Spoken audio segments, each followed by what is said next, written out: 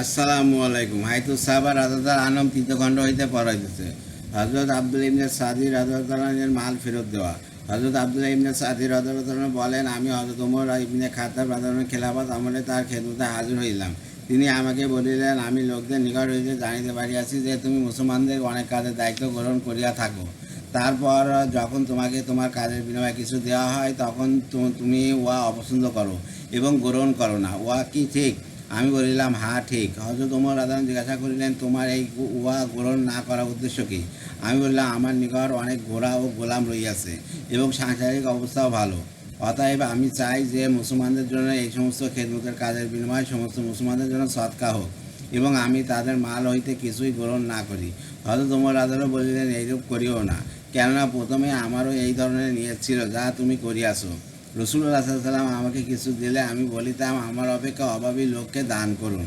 এমনইভাবে একবার রসুল্লাহ সাল্লাম আমাকে কিছু দান করিতে চাইলে আমি আমার অভ্যাস অনুযায়ী বলিলাম, আমার অপেক্ষা অভাবী লোককে দান করুন। আর তিনি আমাকে বলিলেন, ইয়া লইয়া লও, অথবা তোমার ইচ্ছা নিজের নিকট রাখিও, ও ইচ্ছা হয় সৎকা করিয়া দিও। কারণ যে মাল তোমার মনে লোভ বা চাওয়া ব্যতীত আসে উহা গ্রহণ করিও। আর যদি এইরূপ না হয়, অর্থাৎ মনে লোভ থাকে, তবে নিজের মনকে উহার পিছনে ধাবিত করিও না, অর্থাৎ উহা লওয়ার ইচ্ছা পোষণ করিও না। অপর এক রিওয়াতে আছে, হজরত আবদুল্লাহ ইবনে সাদি রাদিয়াল্লাহু আনহু বলেন, হজরত উমর রাদিয়াল্লাহু আনহু আমাকে সদকা উসুল করার কাজে নিযুক্ত করিলেন। আমি সদকা উসুল করিয়া আনিয়া হজরত উমর রাদিয়াল্লাহু আনহুকে দিলে তিনি আমাকে এই কাজের বিনিময় দিতে চাইলেন। আমি বলিলাম, আমি তো এই কাজ একমাত্র আল্লাহর জন্য করিয়াছি, উহার বিনিময়ে আল্লাহ তাআলার দায়িত্বে রইয়াছে। হজরত ওমর রাদিয়াল্লাহু বলিলেন, আমি তোমাকে যা দান করিয়াছি তা গ্রহণ করো, কেননা আমি রাসূলুল্লাহ সাল্লাল্লাহু আলাইহি ওয়াসাল্লামের যুগে এই সমস্ত সদকা উসুল করার কাজ করিয়াছিলাম।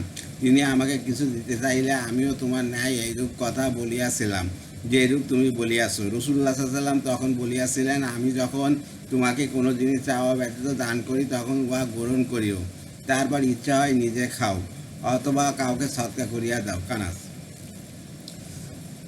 হজরত হাকিম ইবনে হেজাম রাদিয়াল্লাহু মাল ফেরত দেওয়া।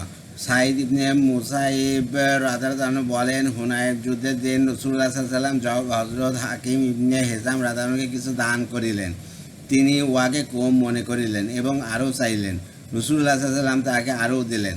তিনি আরজ করলেন, ইয়া রাসূলুল্লাহ, আপনি আমাকে দুবার দিয়াছেন, উভয়ের মধ্যে কোনটি উত্তম? রাসূলুল্লাহ সাল্লাল্লাহু আলাইহি ওয়াসাল্লাম বলিলেন, প্রথমবারের যা বিনা চাওয়ায় পাইয়াছিলেন, হে হাকিম ইবনে হেজাম, এই মাল সবুজ শ্যামল শস্যের ন্যায় মনোমুগ্ধকর ও সুমিষ্ট খাদ্যের ন্যায় সুস্বাদু। যে ব্যক্তি উহাকে মনের মুখাপেক্ষিতার সহিত লইবে, অর্থাৎ দানকারী খুশি মনে দেয় এবং গ্রহণকারী চাওয়া বা লোভ ব্যতীত গ্রহণ করে এবং উত্তম রূপে খরচ করিবে, তার জন্য উক্ত মালে বরকত দান করা হইবে। আর যে ব্যক্তি উহাকে মনের লোভ লালসার সহিত গ্রহণ করিবে এবং খারাপভাবে খরচ করিবে, তার জন্য উক্ত মালে বরকত দান করা হইবে না। তার উদাহরণ সেই ব্যক্তির ন্যায় যে খাইতে থাকে কিন্তু তার পেট ভরে না। উপরের হাত অর্থাৎ দানকারীর হাত নিচের হাত অর্থাৎ গ্রহীতার হাত অপেক্ষা উত্তম।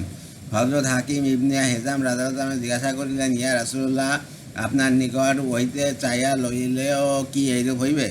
রাসূলুল্লাহ সাল্লাল্লাহু আলাইহি ওয়াসাল্লাম বললেন, হ্যাঁ, আমার নিকট চাইলেও এইরূপ হইবে। হজরত হাকিম রাদিয়াল্লাহু আনহু বললেন, সেই পাক জাতের কসম যিনি আপনাকে হক দিয়া প্রেরণ করিয়াছেন, আপনার পর আর কারোর নিকট হইতে কিছু গ্রহণ করিব না। বর্ণনাকারী বলেন, এই ঘটনার পর হইতে মৃত্যু পর্যন্ত হযরত হাকিম রাদিয়াল্লাহু আনহু না নির্ধারিত ভাতা গ্রহণ করিয়াছেন আর না কোনো দান। তিনি যখন ভাতা বা দান গ্রহণ করিতেন না, তখন হযরত ওমর রাদিয়াল্লাহু আনহু বলিলেন, আয় আল্লাহ, আমি আপনাকে এই ব্যাপারে সাক্ষী বানিতেছি যে হযরত হাকিম ইবনে হিজামকে এই মাল হইতে তার অংশ গ্রহণ করার জন্য ডাকি, কিন্তু সে সর্বদা অস্বীকার করে। হযরত হাকিম রাদিয়াল্লাহু আনহু হযরত ওমর রাদিয়াল্লাহু আনহুকে বলিতেন, আল্লাহর কসম, আমি না আপনার নিকট হইতে কিছু গ্রহণ করিব আর না অন্য কোনো কারোর নিকট হইতে গ্রহণ করিব। কানাস। হযরত হাকিম ইবনে হেজাম রাদিয়াল্লাহু আনহু বলেন, আমি রাসূলুল্লাহ সাল্লাল্লাহু আলাইহি ওয়াসাল্লামের নিকট চাইলাম, তিনি আমাকে দান করিলেন। আমি আবার চাইলাম, তিনি আবার দান করিলেন।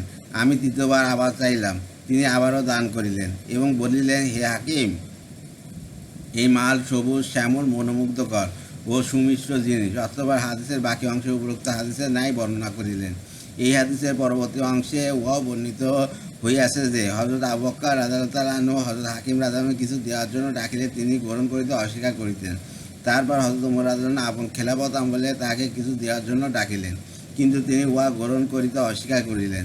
হযরত ওমর রাদিয়াল্লাহু বলিলেন, হে মুসলমানের জামাত, আমি আপনাদিগকে এই ব্যাপারে সাক্ষী রাখিতেছি যে আল্লাহ তাআলা এই গনিমতের মালে হযরত হাকিম রাদিয়াল্লাহুর জন্য যে অংশ নির্ধারিত করিয়াছেন, আমি উহা পেশ করিয়াছি, কিন্তু উহা গ্রহণ করিতে অস্বীকার করিয়াছেন। হযরত হাকিম রাদিয়াল্লাহু ও রাসূলুল্লাহ সাল্লাল্লাহু আলাইহি ওয়াসাল্লামের পর নিজের মৃত্যু পর্যন্ত কারোর নিকট হইতে কিছু গ্রহণ করেন নাই। তারগিব ওয়ারওয়া রহমতুল্লাহ বলেন, হযরত হাকিম ইবনে হিজাম রাদিয়াল্লাহু হযরত আবু বকর রাদিয়াল্লাহু নিকট হইতে তার মৃত্যু পর্যন্ত কিছু গ্রহণ করেন নাই। এমনইভাবে হযরত ওমর রাদিয়াল্লাহু নিকট হইতে তার মৃত্যু পর্যন্ত কিছু গ্রহণ করেন নাই। হযরত ওসমান রাদিয়াল্লাহু আনহু ও হযরত মুআবিয়া রাদিয়াল্লাহু নিকট হইতেও কিছু গ্রহণ করেন নাই। জীবনের শেষ মুহূর্ত পর্যন্ত তিনি এই নীতির ওপর অবিচল ছিলেন। আল্লাহ হাফেজ।